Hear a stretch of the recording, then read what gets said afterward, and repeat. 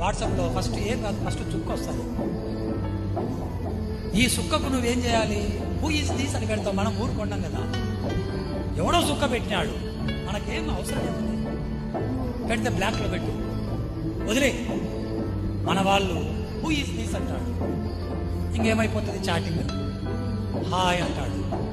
నువ్వు హలో అన్నావు అనుకో, ఈరోజు హాయ్ అంటాడు, సాయంత్రానికి హలో అంటావు, రేపటికి ఓయ్ అంటాడు, ఎల్లుండికి ఓయో అంటాడు, మరో ఎల్లుండికి బాయ్ బాయ్ అంటాడు. జీవితం సంకనాకిపోతుంది. యవ్వనుల జీవితాలు ఇలాగే నాశనం అయిపోతున్నాయి.